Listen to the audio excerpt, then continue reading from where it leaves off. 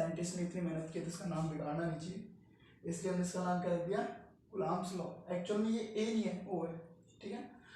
तो Coulomb's law ने क्या बताया हमें, क्या कहा, कूलम्ब्स ने क्या कहा कि यदि दो आवेश, कितने आवेश, दो आवेश परस्पर एक दूसरे से r दूरी पर स्थित हो, यदि दो आवेश परस्पर एक दूसरे से r दूरी पर स्थित हो, तो इन दोनों आवेशों के मध्य लगने वाला बल, इन दोनों आवेशों के मध्य लगने वाला बल समानुपाती होता है इन दोनों आवेशों के गुणनफल, इन दोनों आवेशों के गुणनफल और इनके बीच की दूरी के वर्ग के। किसके समानुपाती होता है, इन दोनों आवेशों के गुणनफल और इनके बीच की दूरी के वर्ग के समानुपाती होता है, ठीक है ना। मैंने यहाँ पर माना कि माना ये आवेश A है और ये आवेश B है, माना ये आवेश A है और ये आवेश B है, इसका मान मैंने मान लिया Q1 है और इसका मान मैंने मान लिया Q2 है। तो F समानुपाती किसके हो जाएगा, Q1 Q2 divided by R square. तो आपको पूरी फिजिक्स की दुनिया में एक चीज पता होनी चाहिए, जब भी समानुपाती चिन्ह को हटाते हैं एक नियतांक लगाते हैं, तो यहाँ भी कोई नया काम नहीं करेंगे, हम एक नियतांक लगाएंगे, ये नियतांक आपका क्या रहेगा, K, तो इसको बोलेंगे F is equal to K Q1 Q2 divided by R square, ये है बस कूलम्ब। समझ में आया क्या कहा, जब दो आवेश परस्पर r दूरी पर स्थित हो तो उन दोनों आवेशों के मध्य लगने वाला बल उन दोनों आवेशों के गुणनफल के समानुपाती और इनके बीच की दूरी के वर्ग के व्युत्क्रमानुपाती होता है, यही कूलम्ब का नियम है, ठीक है। अब इस कूलम्ब के नियम में हमें कुछ बातें याद रखनी है, ये नियम इतना इंपॉर्टेंट नहीं है जितनी इसकी बातें इंपॉर्टेंट है, हर एक बात को बड़े ध्यान से सुनना, बड़े काम की चीज है हर एक बात, ठीक है।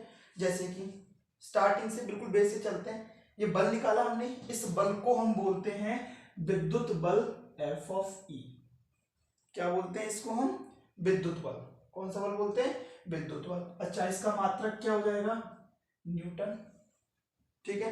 विमा आप बता ही दोगे कितनी हो जाएगी, m1 l1 t-2, ये कॉमन चीज है ध्यान रखनी है, विद्युत बल, मात्रक न्यूटन, विमा m1 l1 t-2। Next thing, सदिश राशि है, बल है तो भैया कैसी राशि होगी, सदिश राशि, उसमें कोई नई बात है नहीं है, सदिश राशि है, ठीक है।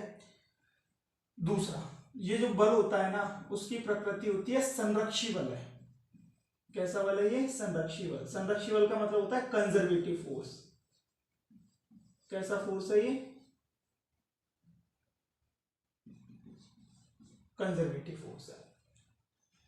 कंजर्वेटिव फोर्स क्या होते हैं, ऐसे फोर्स जो पथ पे निर्भर नहीं करते हैं बल्कि दो बिंदुओं के बीच की सीधी दूरी पर निर्भर करते हैं, ठीक है। इस कंजर्वेटिव फोर्स से हम एक और निष्कर्ष निकाल सकते हैं कि लगने वाला बल, क्या, लगने वाला बल, यहां पे जो बल लग रहा है ना वो बल, ठीक है। लगता कैसे है, दो केंद्रों को, दो, ऐसे लिखो, दोनों आवेशों को केंद्रों, दोनों आवेशों के केंद्रों को मिलाने वाली रेखा के अनुदिश कार्य करता है,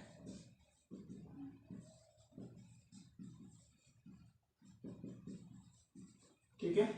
जैसे कि यह फोर्स इज अप्लाइड, है ना, between the line joining of these two charge from the centre of these charges, ठीक है। The line joining of these two charge from the centre of the charges, ठीक है। कहने का मतलब सेंटर से गुजरने वाली लाइन के अनुदिश ये बल लगता है ना। Line joining along the axis of the centre of the charges, क्या बोलेंगे इसको हम? ध्यान रखना है, संरक्षी बल की सबसे बड़ी चीज यही है, लाइन ज्वाइनिंग,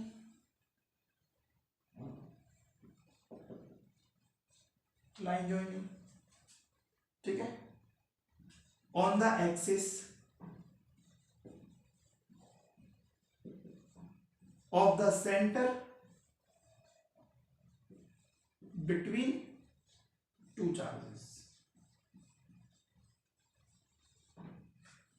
ठीक है। नेक्स्ट पॉइंट, बिंदु वत आवेश के लिए ही वैध है, ठीक है। इसका मतलब क्या हुआ? Valid only for point masses, valid only for point masses. बात समझ में आ रही है? बल है कौन सा? विद्युत। मात्रक है न्यूटन। विमा है ये सदिश राशि है। संरक्षी बल है लगने वाला बल, दोनों आवेशों को मिलाने, दोनों आवेशों के केंद्रों को मिलाने वाली रेखा के अनुदिश कार्य करता है। बिंदुवत आवेश के लिए ही वैध है। और सबसे इंपॉर्टेंट चीज, केवल तभी कार्य करेगा जब आवेश स्थिर अवस्था में होंगे।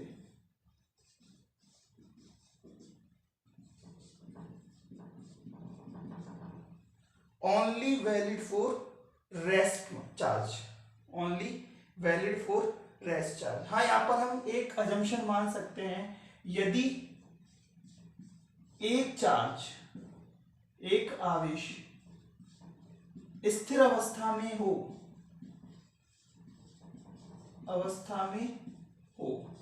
तो ये कूलॉम का नियम काम कर जाएगा। लेकिन ये दोनों चार्ज यदि मोशन में है, यदि ये दोनों चार्ज मोशन में है, if QA, if A and V are in motion, then Coulomb's law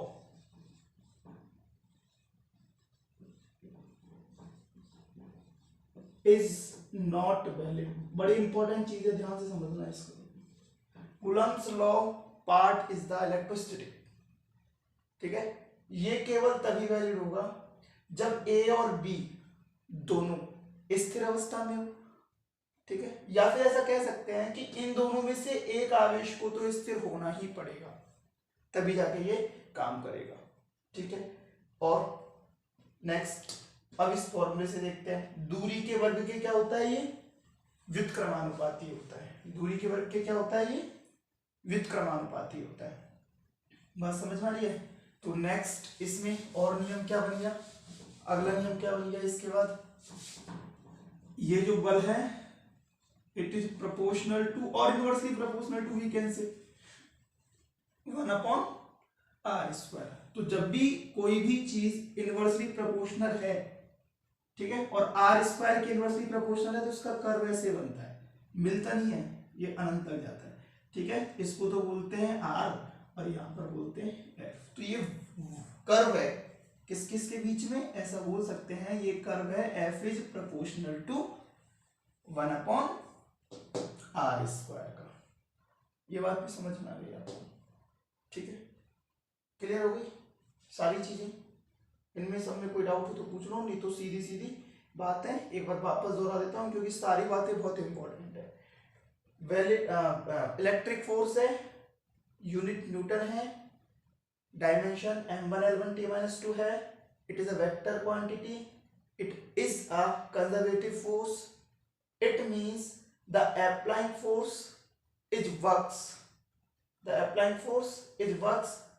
along the line joining of the center between two charge, valid only for point masses, it works only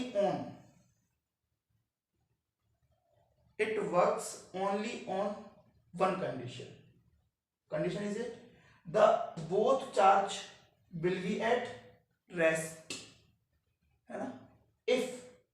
and we are in motion, then Coulomb's law is not valid. Coulomb's law is not valid. ठीक है. हाँ, यदि एक charge move कर रहा है एक rest में तो हम इसको अप्लाई कर सकते हैं. हालांकि रिजल्ट 100% सही नहीं आएंगे, बट फिर भी हम उस समय पर अप्लाई कर सकते हैं, कुछ रिजल्ट अप्रोक्सीमेट आइडिया निकाल सकते हैं. ठीक है. F is proportional to Q1 Q2 upon R square. F is equal to, ये आ गया है ना. यहाँ पर ये K है ना, इसकी बात हम थोड़ी देर बाद करेंगे. अभी आप केवल ध्यान रख लो, K is the electrical constant. K क्या है? एक electrical constant for vacuum.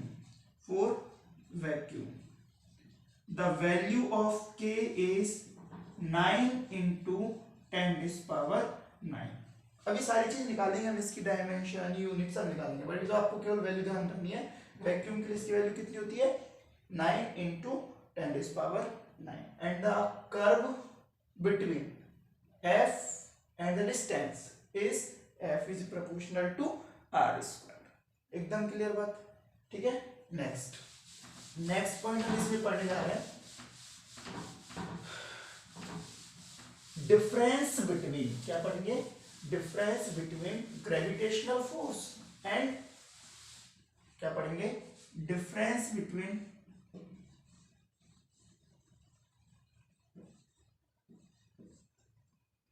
Gravitational force and electrical force. किस किस में डिफरेंस पढ़ेंगे हम?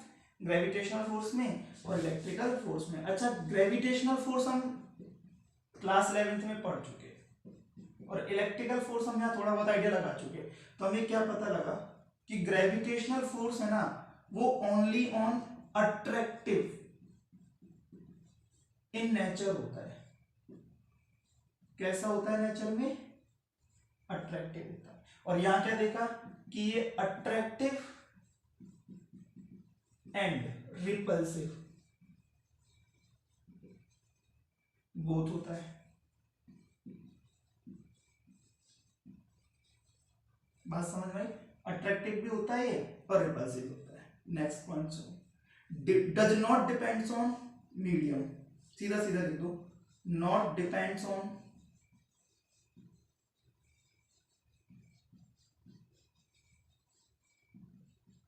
Medium but depends on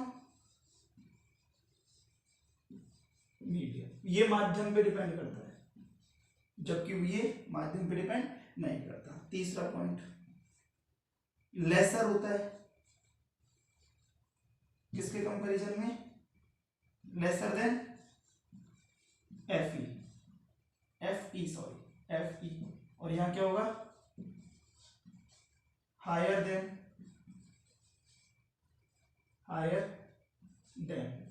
Fg. और हम कह सकते हैं कि Fe is very very greater than Fg.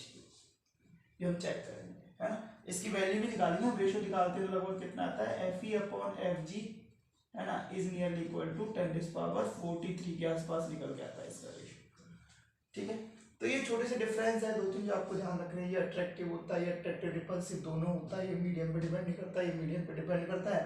इसकी वैल्यू बहुत कम होती है कंपैरिजन देन इलेक्ट्रिक फोर्स. ठीक है. नेक्स्ट टॉपिक,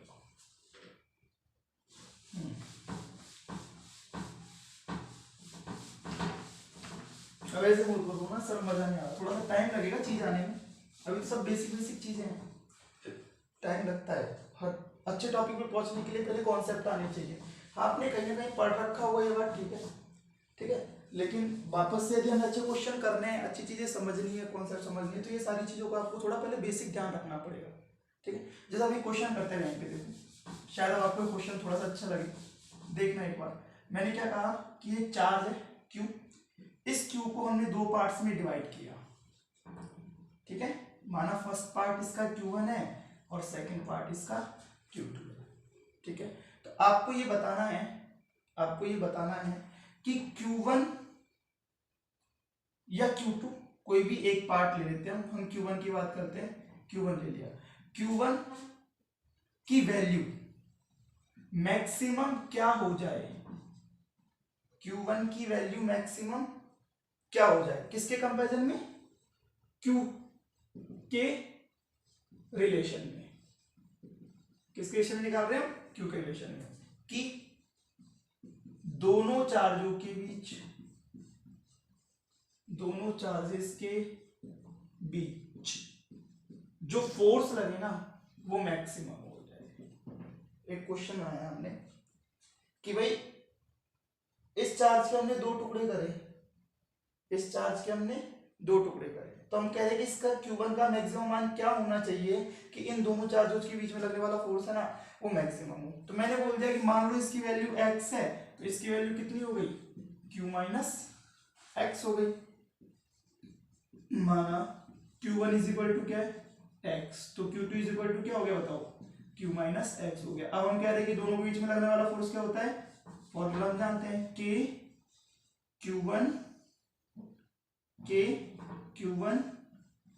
Q2 अपॉन, माना इनके बीच की डिस्टेंस, सपोज जब डिस्टेंस की थी तो r स्क्वायर थी। अब हम कह रहे हैं कि हमें F मैक्सिमम चाहिए, तो F मैक्सिमम के लिए हमें क्या करना पड़ता है, मैक्सिमम मिनिमम मैंने आपको बताया था, ध्यान हो तो स्टार्टिंग में मैक्सिमम मिनिमम के हिसाब से df बाई dx निकालते हैं। तो df बाई dx निकालो, इसका df बाई dx क्या हो जाएगा, देखो पहले तो इसके पोर्शन करो अलग अलग, ये हो गया k q x upon are square minus k x square upon are square. अब इसका डिफरेंशियल करो विद रिस्पेक्ट टू x, क्या आएगा, k q upon are square. देखो x में से x के रेस्पेक्ट में कर रहे तो सब कांस्टेंट हो गया ना, और x का डिफरेंशियल क्या हुआ 1, फिर लगाया माइनस, फिर अपन ने लिख दिया k अपॉन आर स्क्वायर, और x स्क्वायर का कितना होता है 2x।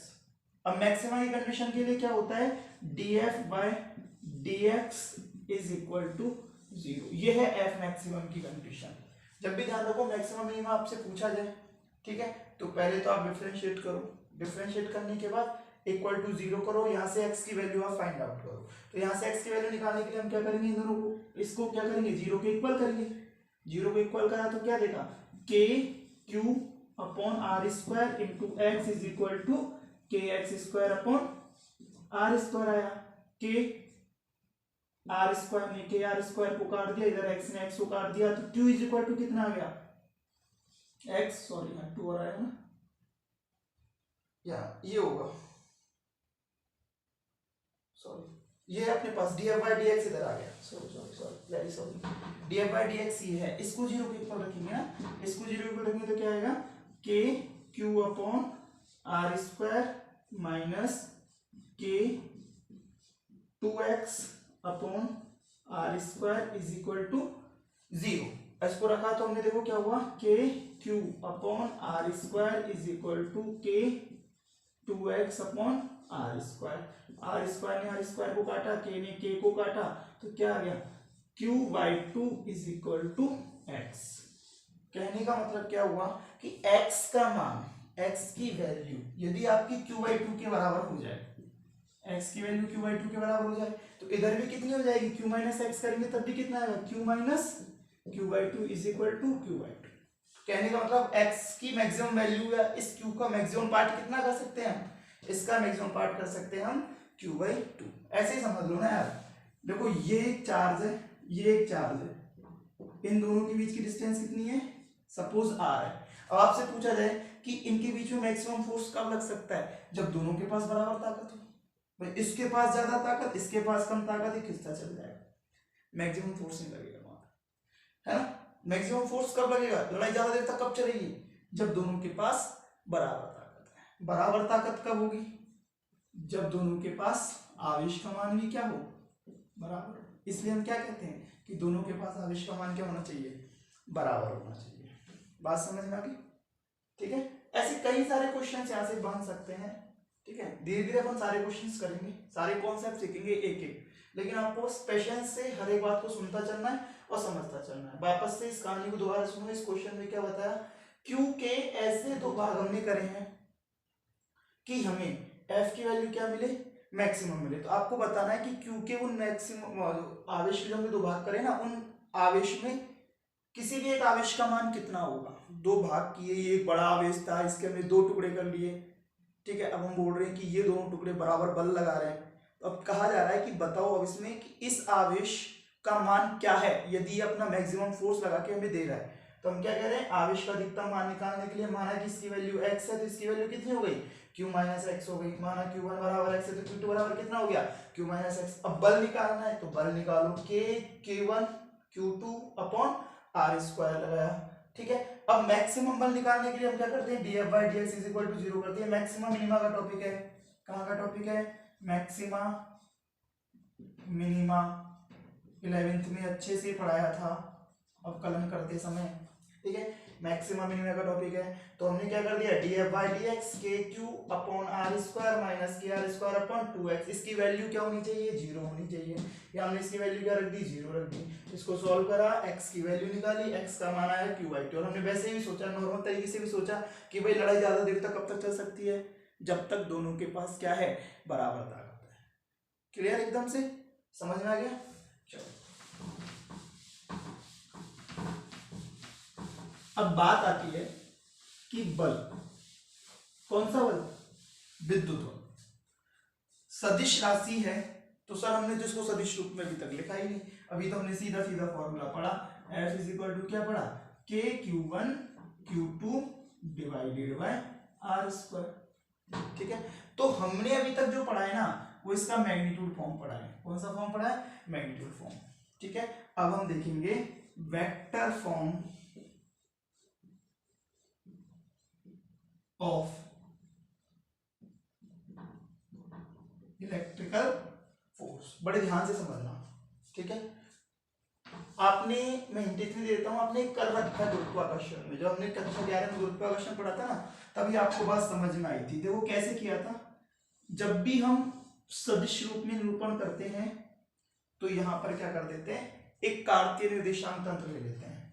क्या ले लेते हैं, कार्तीय निर्देशांक तंत्र। माना इसकी वैल्यू हमने बोल दी, मूल बिंदु है तो 0,0,0 है, ठीक है। और यहां पर हमने एक आवेश मान लिया, सपोज ये है q1, और यहाँ पे हमने एक आवेश मान लिया, सपोज ये q2 है। बात समझ में आ रही है। और माना इन दोनों आवेशों के स्थिति सदिश हमने निकाल लिए।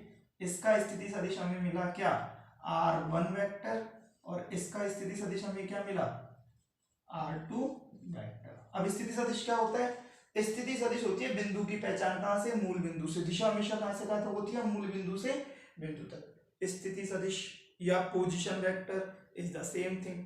पोजीशन वेक्टर क्या होता है, a direction of point from origin to that point, ठीक है ना। और पोजीशन वेक्टर का मैग्नीट्यूड क्या होता है, the distance between these two points, the distance between these two points. अब हमें इसे सॉल्व करना है। इसे सॉल्व करना है तो हमने कहा कि देखो Q1 Q2 पर फोर्स लगाएगा, ऐसा भी पॉसिबल है। और हम ये भी कह सकते हैं कि Q2 फोर्स लगाए किस पर, Q1 पर लगाए। तो हम सपोज कर रहे हैं कि Q1 लगा रहा है फोर्स किस पर, Q2 पर। Q1 फोर्स लगा रहा है किस पर, Q2 पर। तो force on two due to 1, force लग किस पर है, एक्चुअल में 2 पर लग रहा है। कौन लगा रहा है, 1 लगा रहा है। अच्छा एक चीज बताओ, जब 1 2 पर फोर्स लगाएगा, जब 1 2 पर फोर्स लगाएगा तो भाई कौन सरकेगा, क्वेश्चन पॉइंट है, कौन सरकेगा, हम बोलेंगे Q2 सरकेगा। तो एक फोर्स कौन लगा रहा है, 1 लगा रहा है। किधर सरकेगा, डिपेंड करता है इसका नेचर कौन सा है। माना कि ये भी पॉजिटिव और ये भी पॉजिटिव, तो हमने क्या बोला, ये पॉजिटिव तो वैसे भी नीचे सरक जाएगा, इसकी डायरेक्शन किधर आ जाएगी, इधर आ जाएगी, F12 वेक्टर। तो इसको हम क्या बोलेंगे, इसको हम बोलेंगे R21 वेक्टर। हाँ ऐसी कंडीशन भी पॉसिबल हो सकती थी, क्या कि F2 फोर्स लगाए किस पे, F1 पर, तो ये हो जाएगा F12 वेक्टर। और यही डायरेक्शन यहाँ पे क्या हो जाएगी आपकी, यही डायरेक्शन यहाँ पे कहलाएगी R12 वेक्टर। ये सारी कहानी समझ में आ गई अच्छे से। अब यहां से हम फॉर्म निकालते हैं, वेक्टर फॉर्म। तो वेक्टर फॉर्म का फॉर्मूला क्या, F वेक्टर, अब वेक्टर आ जाएगा इज इक्वल टू के, के में तो वेक्टर का तो कोई मतलब नहीं है, के इज अ कांस्टेंट। Q1 हमें पता है कैसी क्वांटिटी है, स्केलर क्वांटिटी है। Q2 भी हमें पता है कैसी क्वांटिटी है, स्केलर क्वांटिटी है, डिवाइडेड बाय, हाँ ये डिस्टेंस वेक्टर है। तो हम क्या कहते हैं, जब भी वेक्टर निकालते हैं फाइनल माइनस इनिशियल कर दीजिए और इसका मॉड लगाना है और डायरेक्शन भी इसी में ही है, तो क्या लिखेंगे R21 कैप। समझ में? हाँ, ये कैप का मतलब होता है यूनिट वेक्टर। कैसा वेक्टर होता है? Unit vector. तो इसकी वैल्यू यदि हम लिखनी पड़ जाए कभी तो क्या लिखेंगे यहाँ पे R21 वेक्टर अपॉन R21 का मैग्नीट्यूड, ऐसे तो लिखते हैं। ठीक है, तो यहाँ पे F वेक्टर की फॉर्म चेंज हो जाती है इस टाइम पे, क्या बोल देते हैं K Q1 Q2 upon R2 vector minus R1 vector का होल क्यूब, और यहाँ क्या आ जाएगा R21 वेक्टर। ठीक है, ये हुआ force on two due to 1। बात समझ में? ठीक है, आप चाहो तो इस ट्रायंगल रूल से भी निकाल सकते हो। सपोज ये पॉइंट O है, इसको A मान लो, इसको B मान लो, और ट्रायंगल रूल लगा दो R1 vector plus R21 vector बराबर R2 वेक्टर। तो R2 वेक्टर कितना आ जाएगा, R21 वेक्टर कितना आ जाएगा, R2 vector minus R1 vector. तो वहां से भी हम इसको निकाल सकते हैं। अरे मैं इतना सा बोल रहा हूँ, यहाँ से एक ट्रायंगल ले लो O A B और ट्रायंगल रूल लगा दो। क्या है, R1 vector plus R21 vector is equal to R2 vector. R1 vector plus R21 vector is equal to R2 vector. जब हम ये लगाते हैं तो R21 वेक्टर कितना आ जाता है, R21 वेक्टर आ जाता है आपका R2 vector minus R1 vector. क्या आपको बात समझ में आई? चाहे तो आप डायरेक्टली लिख दो, चाहो तो आप यहां से भी निकाल सकते हो। In the same way if we are talking about F12 vector, then what we can say, we can say that K तो K ही रहेगा, Q1 Q1 रहेगा, Q2 Q2 रहेगा। डिफरेंस किस में आएगा, इसके अंदर डिस्टेंस में। अब क्या चलेगा, R2 vector R21 vector, sorry ये वाला R12 वेक्टर और R1 वेक्टर। तो यहां से क्या आ जाएगा, केवल R1 vector minus R2 vector का होल क्यूब, और यहां लिखेंगे हम R12 वेक्टर। अब इन दोनों का कंपैरिजन करो, आप इसको 2 1 लिखा, इसको 1 2 लिखो, इन दोनों का कंपैरिजन करो। तो कंपैरिजन में क्या देखा कि K की जगह K है, Q1 की जगह Q1 है, Q2 की जगह Q2 है, ये R12 और ये R21 है। तो यहां से इस ट्रायंगल रूल से हमने क्या देखा कि R12 वेक्टर क्या निकल के आएगा, ये निकल के आएगा R1 vector minus R2 vector. समझ में डिफरेंस दिख रहा तुम्हें सीधा सीधा कि R21 वेक्टर किसके इक्वल है, माइनस ऑफ R12 वेक्टर के इक्वल है। अरे भाई ये तो वही बात हो गई, कौन सी बात है, ये वाली। क्या बोलेंगे हम इसको, जो हमने गुरुत्वाकर्षण में पढ़ा था, याद करो, F12 vector is equal to minus of F21 vector. अर्थात अर्थात अर्थात सिंपल और सीधी भाषा में हम बोलेंगे कि ये जो कूलम्ब्स लॉ है ना, ये कूलम्ब्स लॉ जिसको हम कंजर्वेटिव फोर्स बोल रहे थे, जिसकी हम कंपैरिजन कर रहे थे किससे, ग्रेविटेशनल फोर्स से। अरे वो तो पूरा का पूरा ग्रेविटेशनल फोर्स की तरह ही वर्क करता है। अर्थात it works, it follow, works नहीं, it follow the third law of motion. मतलब ये क्रिया प्रतिक्रिया के नियम की भी क्या कर रहा है, पालना कर रहा है। थर्ड लॉ ऑफ मोशन पता है ना, एक्शन रिएक्शन लॉ। हर एक एक्शन का अपोजिट उतना ही मैग्नीट्यूड से और अपोजिट डायरेक्शन में क्या होता है, रिएक्शन मिलता है। ठीक है, तो देखो F21 और F12 की कुछ वही कहानी आ रही है, मैग्नीट्यूड तो इक्वल है और साइन क्या है, अपोजिट। ऐसे करके इसने इस पे जितना फोर्स लगाया उतना ही फोर्स इसने इस पे लगाया। ठीक है, वही वाली कहानी। कहने का मतलब क्या हुआ कि ये वेक्टर फॉर्म हुआ, और ये वेक्टर फॉर्म से हमने एक चीज सीखी, क्या कि जो कूलम्ब्स लॉ है,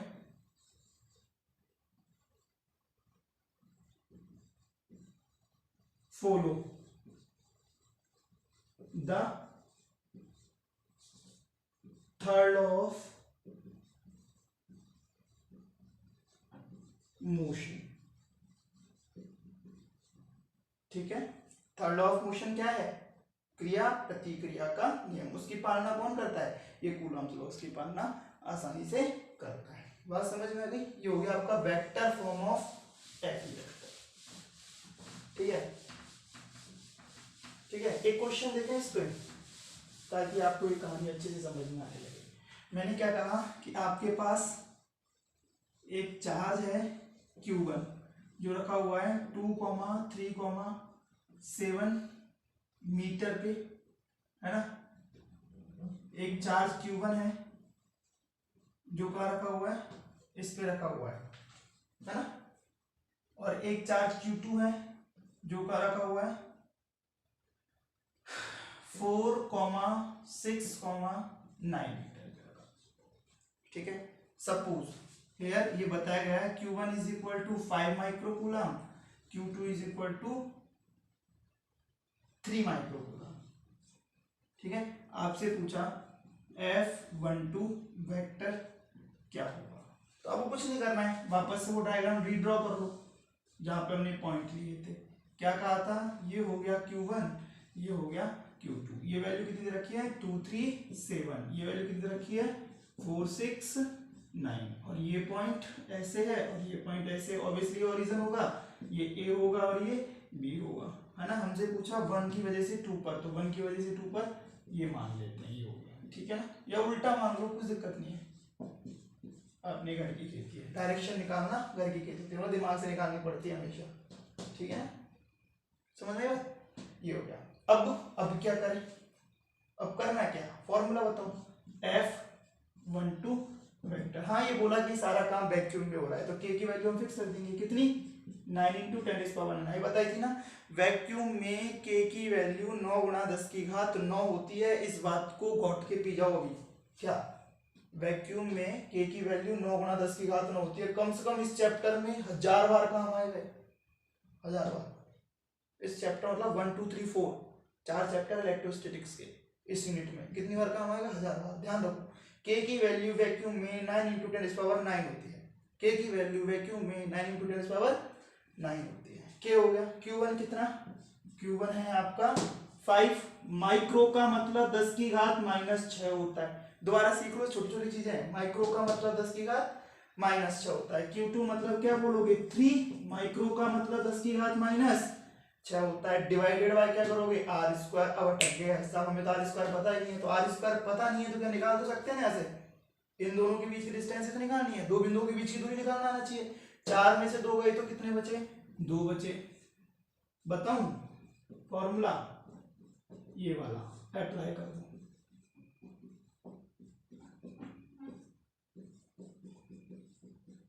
ये वाला फॉर्मूला अप्लाई कर दो। ठीक है, तो बताओ 4 - 2 कितना बचेगा 2, 2 का स्क्वायर कितना आएगा 4, अंडर रूट में 3, कितना बचा 9 में से 7 गए तो 2, 4 हो गया वापस से। इसकी पावर कितनी आएगी भाई क्यूब, कितनी आएगी क्यूब। ठीक है, देखो ध्यान रखो, सदिश रूप ले रहे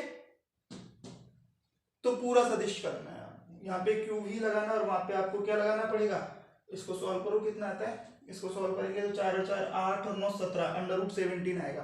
तो अंडर रूट 17, सॉरी यहाँ पे क्या लिखोगे आप, यहाँ लिखोगे वेक्टर फॉर्म। वेक्टर फॉर्म में क्या आएगा, एक एक वैल्यू को ध्यान से देखो, ये आई थी 2i कैप, तो यहाँ लिखोगे 2i cap plus 3j cap plus क्या लिखोगे 3j cap plus 4k cap, पूरा लिखना पड़ेगा और इसको सॉल्व करना पड़ेगा, ये आपका आंसर आ गया। तो फाइनल आंसर मैं यहाँ लिख देता हूँ F12 वेक्टर बराबर, चलो थोड़ी बहुत कैलकुलेशन भी कर लीजिए हो रही अपने से।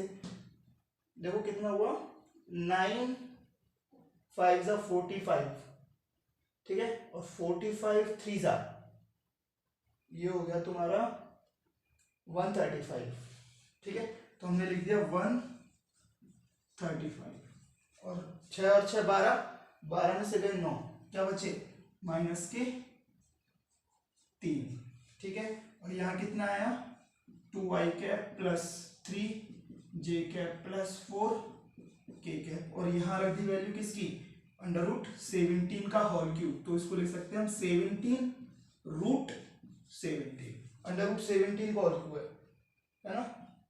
इसको क्या लिख सकते हैं 17√17। अब इसको जितना सॉल्व कर सकते हो आप कर लो, नहीं हमारी तरफ से यही आंसर आ गया। ठीक है, तो इस तरह के क्वेश्चन छोड़ोगे तो नहीं, सुपरपोजिशन प्रिंसिपल नहीं है ये, सिंपल अपना क्या है कूलम्ब्स लॉ की बात की हमने। ठीक है, समझ में आई बात। नेक्स्ट पॉइंट, एक क्वेश्चन और कराएं, चलो एक क्वेश्चन और कर लो।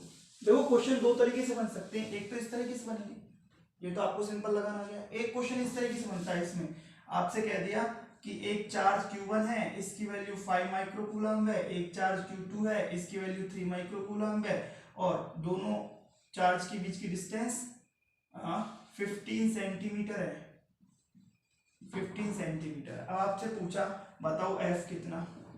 अब इस समय पर आपसे F पूछा है ना, इसका आप कुछ समझ जाओ, Q1 Q2 R F दे रखा है, इसका मतलब स्केलर क्वांटिटी में पूछा है, क्योंकि यदि वेक्टर क्वांटिटी में पूछता तो वेक्टर की कुछ हिंट देता नहीं, ठीक है, वेक्टर की कुछ हिंट नहीं है तो हम सीधा सीधा फॉर्मूला लगाएंगे, F इज इक्वल टू क्या, K Q1 Q2 divided by R square. Formula क्या होगा, K Q1 Q2 divided by R square. अच्छा बताओ K की वैल्यू क्या लिखी जाए, 9 × 10⁻9 लिखी जाए। Q1 की वैल्यू क्या लिखी जाए, 5 × 10⁻6 लिखी जाए। Q2 की वैल्यू क्या लिखी जाए, 3 × 10⁻6 लिखी जाए, ठीक है। और R की वैल्यू क्या लिखी जाए, 15 सेंटीमीटर को किसमें बदलना पड़ेगा, मीटर में बदलना पड़ेगा, क्योंकि हमारे पास सारी क्वांटिटी कौन सी यूनिट में, MKS में, ठीक है। तो हमें इस सेंटीमीटर को किसमें कन्वर्ट करना पड़ेगा, मीटर में। And when we convert centimetre into metre then multiply 10⁻², ठीक है। तो सॉल्व कर लो इसको, सॉल्व करेंगे तो कितना आएगा, 9 5 जा 45, 3 जा 135, है ना, और ये आ गया 225, है ना, और ये आ गया 10⁻³ और नीचे आ गया 10⁻⁴। तो ये कट गया, ऊपर गया 10, ये हो गया 1350 डिवाइडेड बाय 225। सॉल्व करने पे हमारा आंसर आ जाएगा, ठीक है, बात समझ में आ गई, ठीक है। इसके बाद हम बात करते हैं इस थोड़ी सी के है ना, जो के हम बोल रहे थे बार बार के इस पे चर्चा बाद में करेंगे, अब के पर थोड़ी सी हम बात कर लेते हैं। तो टॉपिक का नाम डाल देते हैं डिस्कशन ऑन के, है ना, आपकी भाषा में बोला जाए तो ऐसे बोलते हैं के पर चर्चा, के बारे में जानना है हमें, डिस्कशन ऑन के क्या है, ठीक है। तो यदि K4 काइट होता तो हम कभी डिस्कस ही नहीं करते, क्योंकि वो बचपन से पढ़ते आ रहे हमने मान लिया था। यहाँ K4 काइट नहीं है, K है इलेक्ट्रिकल कांस्टेंट, क्या है, electrical constant for vacuum, the value of K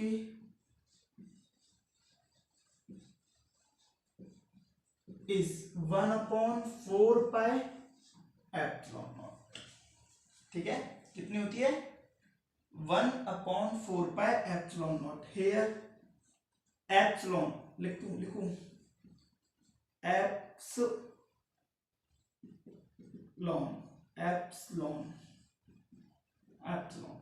ठीक है ना, एक्चुअली पी होता है पर ये फेब होने में आता है एप्सिलॉन, ठीक है, एप्सिलॉन।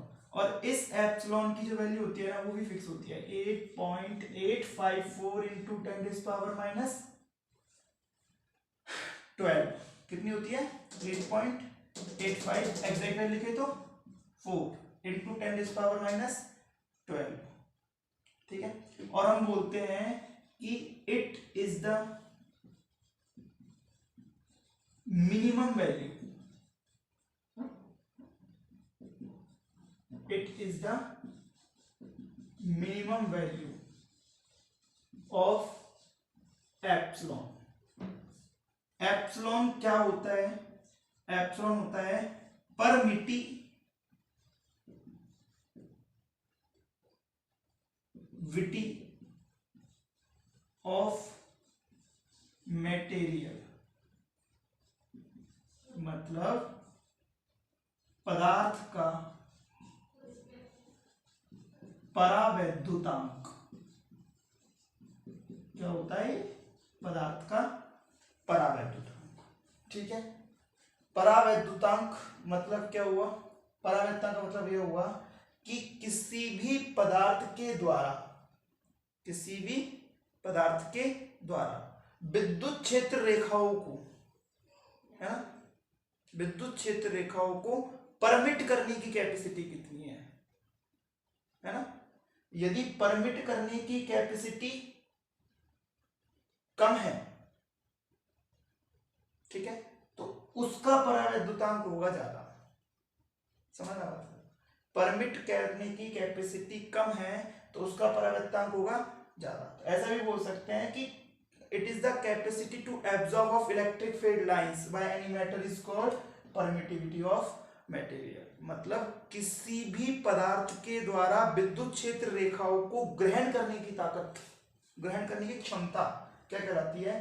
परमिटिविटी ऑफ मटेरियल कहलाती है। इसको हम क्या बोलते हैं? पदार्थ का परावैद्युतांक। क्या बोलते हैं इसे हम? पदार्थ का परावैद्युतांक। ठीक है, समझ में आई बात? तो कहने का मतलब क्या हुआ कि यदि एप्सिलॉन बढ़ेगा, ठीक है, तो एफ कम होगा। एप्सिलॉन बढ़ेगा तो एफ कम होगा। ठीक है, सबसे कम एफ, सबसे कम एप्सिलॉन, सबसे कम एप्सिलॉन कितना होता है? एप्सिलॉन नॉट होता है। ठीक है, इसलिए सबसे ज्यादा एफ कब होगा? जब निर्वात होगा। ठीक है, समझ पा रहे हो? अरे एफ और एप्सिलॉन एक दूसरे के इनवर्सली प्रोपोर्शनल होते हैं। यहीं से देख लो ना, के है ना, ये के है ना, तो क्या लिखेंगे इसको? हम लिखेंगे F is equal to k Q1 Q2 upon are square. तो F is equal to 1/4πε0 Q1 Q2 upon are square. F और एप्सिलॉन क्या हो गए? एक दूसरे के इनवर्सली प्रोपोर्शनल हो गए। अच्छा, के का मात्रक बताओ क्या होगा? के का मात्रक देखो क्या होगा? तो के का मात्रक कहां से निकालेंगे? F is equal to k Q1 Q square लिख लो, मैं आर स्क्वायर लिख लूं, तो के क्या हो जाएगा? यहां से सब्जेक्ट बना दो, के को सब्जेक्ट बनाओगे तो क्या आएगा? F R square upon Q square आएगा। इसको सॉल्व कर लेंगे तो क्या हो जाएगा? न्यूटन मीटर स्क्वायर पर कूलम्ब स्क्वायर। के का मान क्या आ जाएगा? न्यूटन मीटर स्क्वायर पर कूलम्ब स्क्वायर। इसकी डायमेंशन निकालो। डायमेंशन में बताओ क्या निकालोगे? m1 l1 t minus 2 l2 upon c की डायमेंशन मैंने बताई थी आपको, ध्यान हो तो a1 t1। c की डायमेंशन क्या?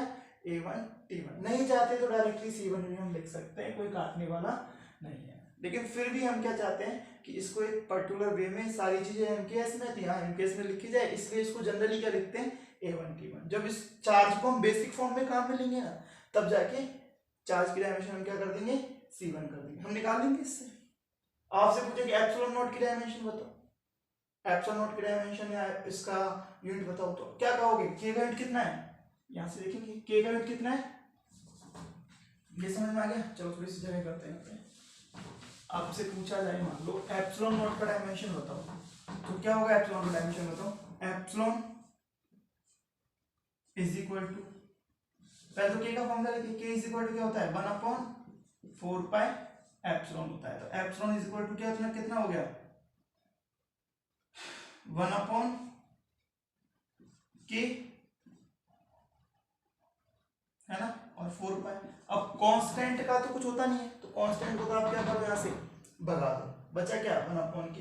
के का उल्टा कर दो, मतलब कूलम्ब स्क्वायर पर न्यूटन मीटर स्क्वायर। तो डायमेंशन भी सीधी सीधी क्या कहती है कि भाई जो आया ना उसको उल्टा लगा दो। चलो m की जगह m-1, l की जगह l-1, t की जगह t-2, l2 की जगह l2, है ना, और c1 की जगह c-1, या फिर a-1 t-1, ऐसे करके सॉल्व कर लो। एप्सिलॉन की डायमेंशन भी आपके पास निकल के आ जाएगी। बात समझ में आ गई? ये सारी चीज समझ में अच्छे से, कोई डाउट नहीं है?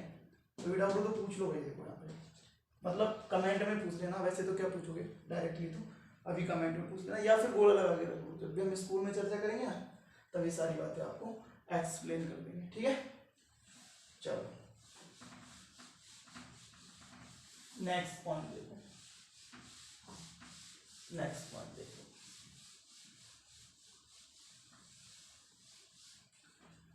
एक चीज और सुनो, के का सीजीएस पद्धति में मात्रक, चाहो तो सीधा ध्यान रख लो, एक है ना।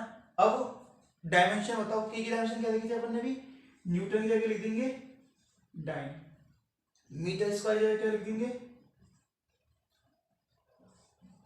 सेंटीमीटर स्क्वायर, और कूलाम की जगह क्या लिख देंगे ESU, है ना। ये होती है एक डाइन सेंटीमीटर स्क्वायर पर ESU होती है, ठीक है। अब बात है कि ये आया कैसे, तो हमें पता है के का मान बताओ कितना है, तो के का मान आप कहोगे 9 गुना 10 की घात 9 न्यूटन मीटर स्क्वायर पर कूलाम स्क्वायर होता है, यही तो होता है। अब न्यूटन, ये तो ऐसे कैसे वैल्यू है, न्यूटन को डाइन में बदलो, तो एक न्यूटन में होता है 10 की घात 5 डाइन, समझ आई बात।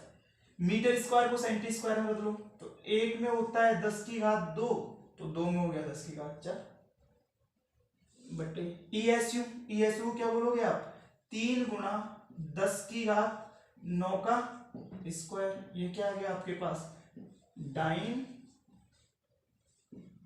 सेंटीमीटर स्क्वायर पर ESU का होल स्क्वायर।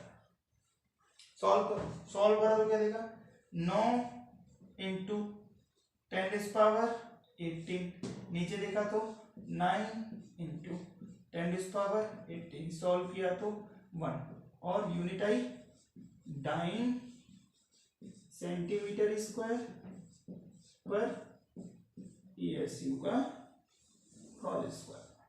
बात समझ में आ रही है, तो सीधा सीधा हम रट सकते हैं, कभी भी CGS पद्धति में आपको सॉल्व करना पड़े क्वेश्चन और वहां के की वैल्यू लगानी पड़े, तो कंफ्यूज होने की बिल्कुल जरूरत नहीं है। के की वैल्यू वहां क्या रख सकते हो 1 रख सकते हो, क्या रख सकते हो 1। के का मान CGS पद्धति में एक डाइन सेंटीमीटर स्क्वायर पर ESU का स्क्वायर, सही बात है ESU का स्क्वायर होता है। क्लियर है तक, क्लियर। तो आपका ये एक छोटा सा टॉपिक था कूलम्ब्स लॉ जो क्लियर करवाया। कूलम्ब्स लॉ क्लियर करते समय हमने कुछ बातें ध्यान रखी, उन बातों को मैं वापस रिवाइज करता हूँ, इंपॉर्टेंट बातें सारी। कूलम्ब्स लॉ से विद्युत बल की गणना होती है, किसकी गणना होती है, सारे इंपॉर्टेंट पॉइंट में लिख रहा हूँ आज की जो पढ़ाई मैंने, विद्युत बल की गणना की जाती है। दूसरा पॉइंट बिंदुवत आवेश के लिए वैलिड है ना, बिंदुवत आवेश के लिए वैध है, ठीक है। माध्यम पर निर्भर करता है, माध्यम पर निर्भर करता है ना। गुरुत्वाकर्षण बल से बहुत ज्यादा शक्तिशाली होता है, दूरी के वर्ग के व्युत्क्रमानुपाती होता है ना। दूसरा वो संरक्षी बल होता है, ठीक है। लगने वाला बल, लगने वाला बल, केंद्रों को मिलाने वाली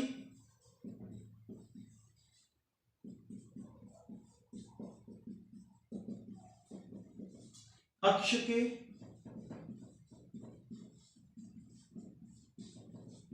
अनुदिश होता है,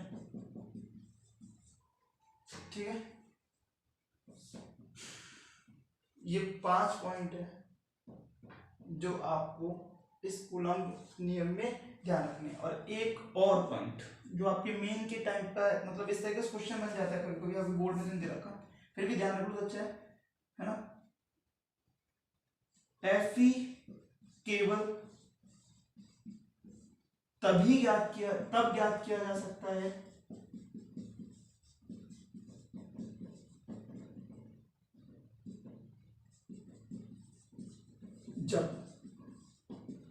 दोनों चार्ज, दोनों आवेश स्थिर अवस्था में है या फिर कम से कम एक आवेश स्थिर अवस्था में है। सारे इंपॉर्टेंट पॉइंट जो आपको ध्यान रखने हैं, आज के सारे पॉइंट है, मतलब जो कूलम बल का निचोड़ है जो आपको ध्यान रखना है ना। इसके बिना कूलम बल में हाँ थोड़ी बहुत दिक्कत आ सकती है यदि ये नहीं पढ़ा तो, है ना। यदि आपको ये चीज एक एक चीज ध्यान है दिमाग में सेट है ये सारी चीजें, तो कूलम्स नियम पर आधारित किसी भी क्वेश्चन में आपको दिक्कत नहीं आएगी। ठीक है,